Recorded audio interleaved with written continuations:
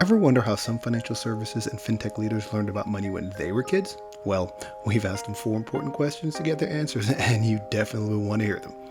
Join me today as we hear from Carina Diamond, CEO at Grease Financial Partners. Hey everyone, Mac Gardner here, author of Motivate Your Money and the global best-selling children's book, The 4 Money Bears. I am joined today by the one, the only Carina Diamond. Carina, how are you doing today? Doing well, Mac. So Carina, for those of you who do not know, is the CEO of Grease Financial Partners. And this is where she is leading the charge today. But Carina, you've had an amazing career in this business. If you could take a little time and share with our viewers a little bit about you and your story. Oh, sure. Thank you. Always knew I wanted to be advising families and individuals on money. Worked in a variety of areas from banking, trust company, all the way to broker dealer and RIA, which is where I've found my home, found my people, and also been very involved in financial literacy and also diversity initiatives in the space. So trying to get more and more people of all kinds into the space. Get them under the tent. Get more people in the tent. Get them under the tent because everybody needs financial advice. Yeah. So that's really been a passion of mine as well. In particular, working with women and trying to get more women into the business and also advising female clients.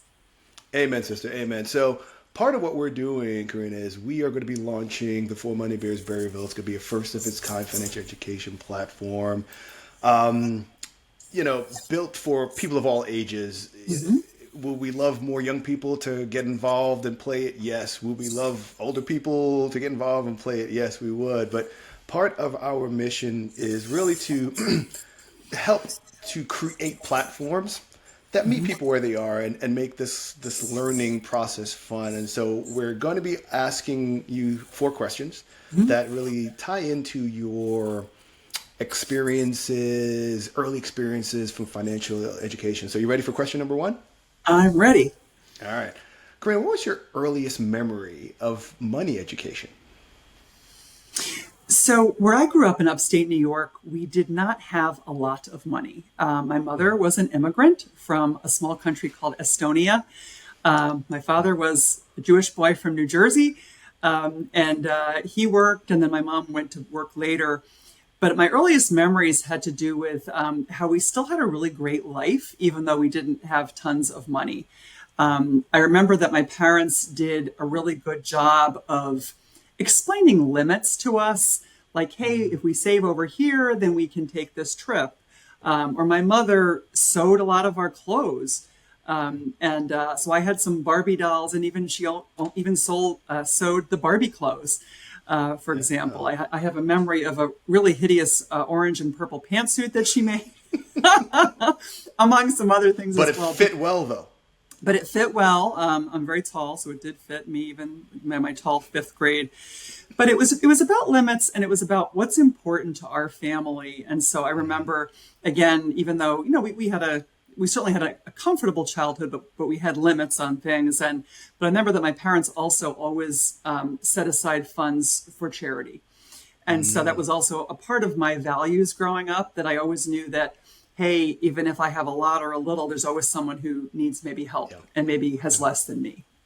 Yeah, I love that, because part of when we wrote the 4 Money Bears book, we realized that a lot of people never really received any sort of formal financial education, but what they did receive are value systems or little nuggets of things that should be done with money. And I think one of the big things that's often overlooked when we're teaching people of all ages about money is we know we can spend it, we know we can save it.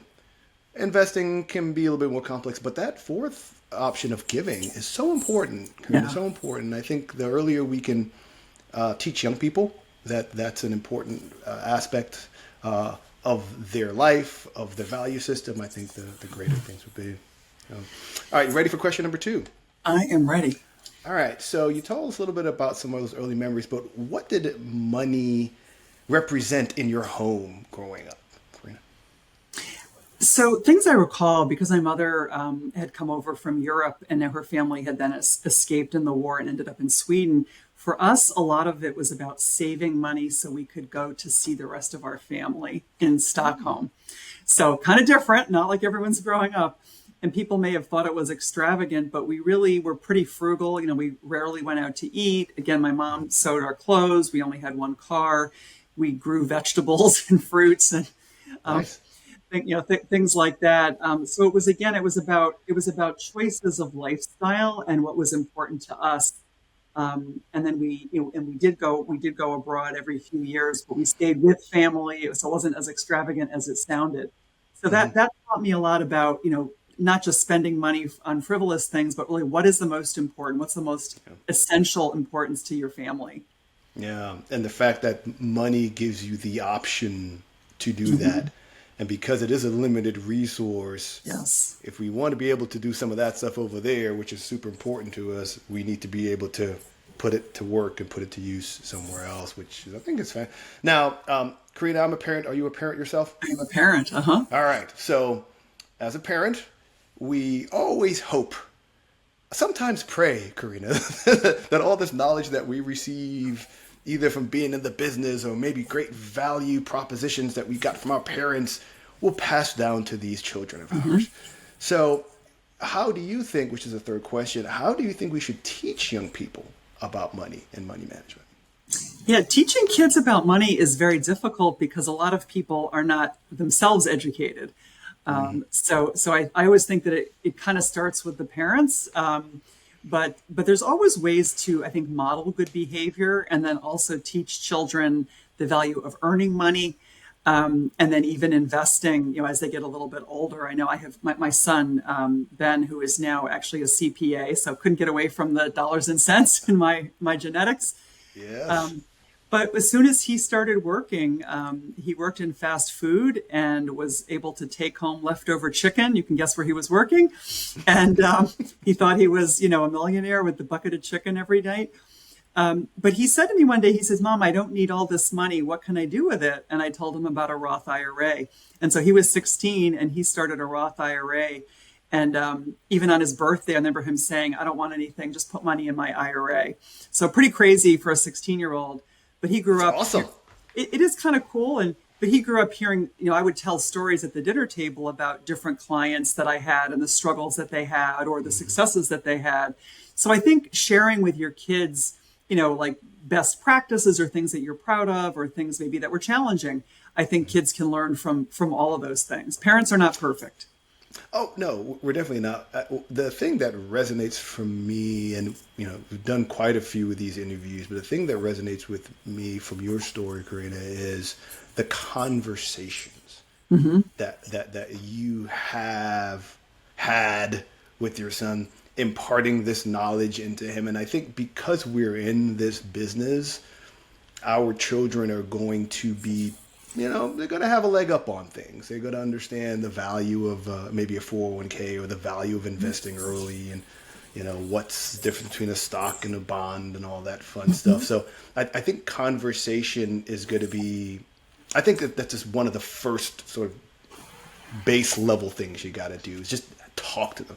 But the other thing you said, though, is most people don't have it, which is really, really sad. So that's why I think it's so important to have these really cool tools so that once you are talking about it, you can also say, hey, I think fintech is really doing an awesome job sort of democratizing a lot of the financial stuff out there. That's one side of the coin.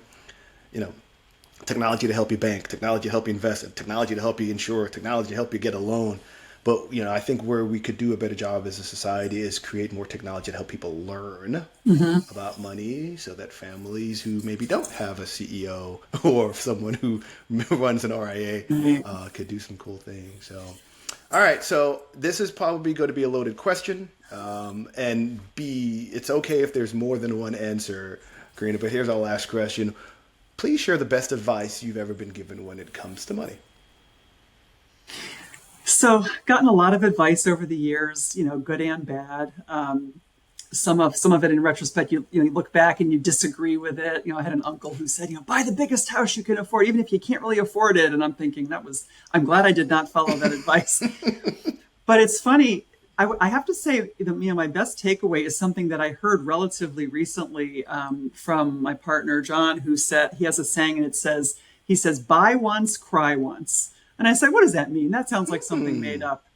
But I really thought about it. And what it means is that, know when it makes sense to invest more in maybe a better pair of shoes or a better car or, live in a more quality neighborhood or things like that. And I thought back to when I was right out of school, and I remember I had no furniture. I literally had a door on some milk crates, and that was my table. No exaggeration. Wow. And I saw this beautiful rattan chair with a cushion on it. And I said, I want this so badly. And I went to buy, I saved money. I went to buy it. And I didn't realize the cushion cost $50 extra. So I got to the cash register and I was like, well, it has to have a cushion. It's kind of a hard chair. So I bought it, but I really couldn't afford it. But it was a pretty good quality cushion. Do you know I still have that chair 30 years later? Wow. And so I stretched a little bit. I will admit I ate peanut butter and jelly for about 4 weeks to save back up that $50, but it was a good quality set. Quality, yeah. And I still have it. So buy once, cry once.